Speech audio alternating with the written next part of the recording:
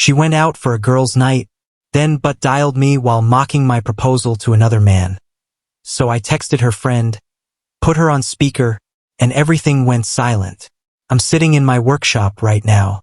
The smell of sawdust and fresh wood usually helps me calm down. But tonight it's not working.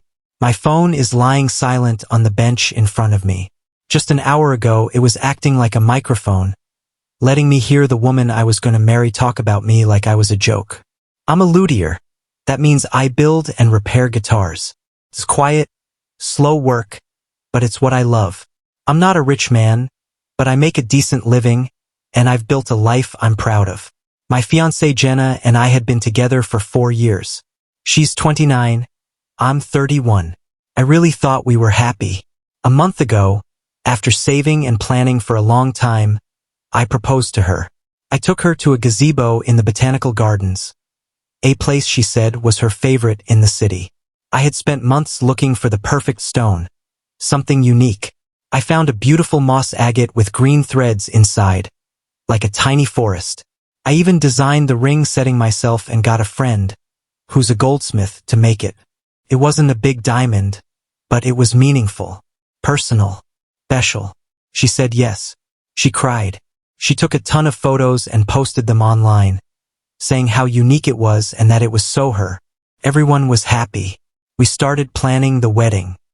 But then things started to feel off. It wasn't big things at first, just small moments.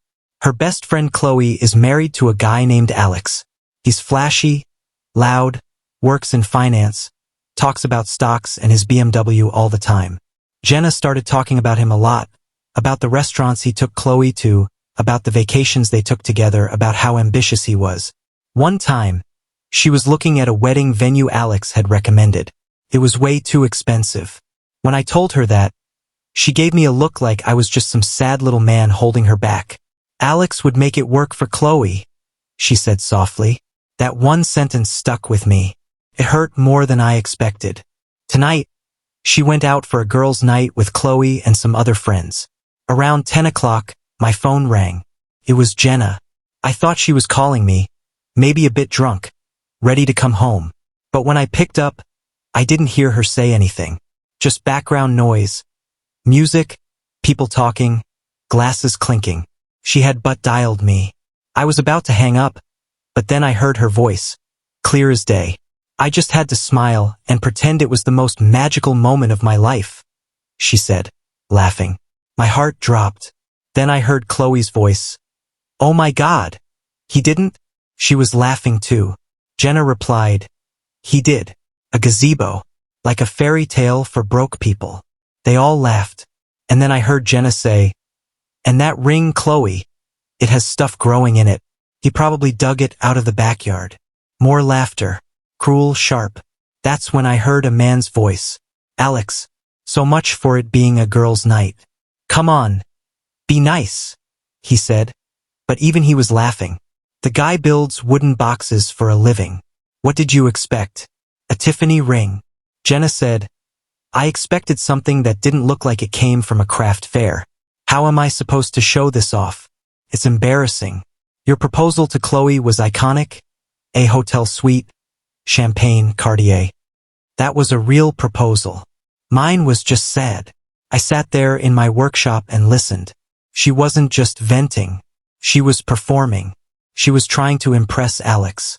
She mocked my job, my car, my house, the ring, the proposal, everything.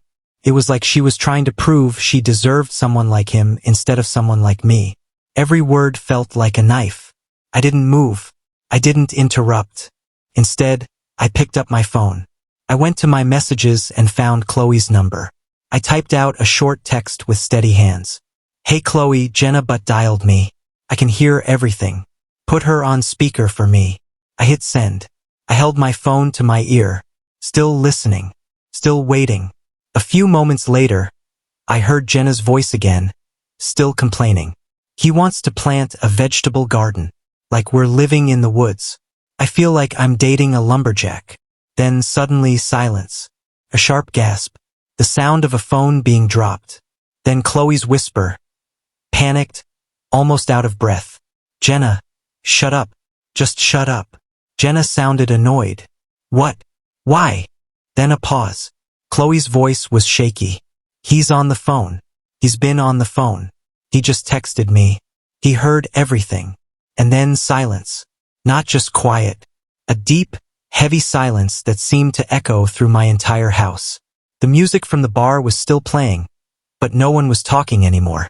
The laughter had stopped. The mockery had died. They knew. And that moment, that silence was golden.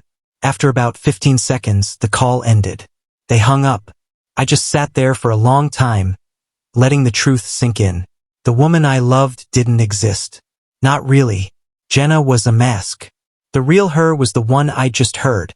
The one who thought my life was embarrassing. I didn't call her. I didn't text her. I didn't yell. I just got up. I walked into the house and grabbed a suitcase. I went into our room and began to pack. Not everything, just enough to send a clear message. I packed the clothes I'd bought her, the makeup she loved, the shoes she wore on our first date. I took the framed picture from the night I proposed, the one where she was smiling like she meant it. It was all a lie. I zipped the bag, took it downstairs, and left it on the front porch under the light. Then I found the ring box. I opened it. The stone still looked beautiful. It wasn't the ring that was the problem. I put it next to her car keys on the kitchen table. Then I went back to the workshop and started sanding a new guitar body. Around 2 in the morning, I heard her Uber pull up. I watched from the workshop window as she walked up to the house. She saw the suitcase. She froze. She stood there for a full minute, not moving. Then my phone started buzzing. Text after text. What is this? Why is my stuff outside? This isn't funny, Mark. Are you seriously doing this over a stupid phone call? I didn't answer.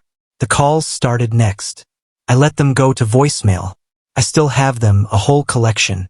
They start out angry, then go panicked, then crying. The next morning, Chloe called me. Her voice was careful. Mark, Jenna's a mess. She's at my place. I think you're overreacting. People say stupid things when they're drinking. I asked, was Alex drunk when he called me a lumberjack? Silence. Was Jenna drunk when she said my proposal was for poor people? When she mocked the ring I designed? Chloe didn't answer. I continued. That didn't sound like venting. That sounded like her real voice. The one she uses when I'm not around. Chloe said, she loves you. But even she didn't sound sure. I replied, no, she loves the idea of a wedding. Not me. Not my life. I told Chloe Jenna could come collect her things, but not alone. Jenna showed up with Alex. Bold move. He tried to talk like he was the peacemaker. Look, man. I think we all got off on the wrong foot. I cut him off. We're not on any foot, Alex. You're just here to carry boxes. He shut up after that.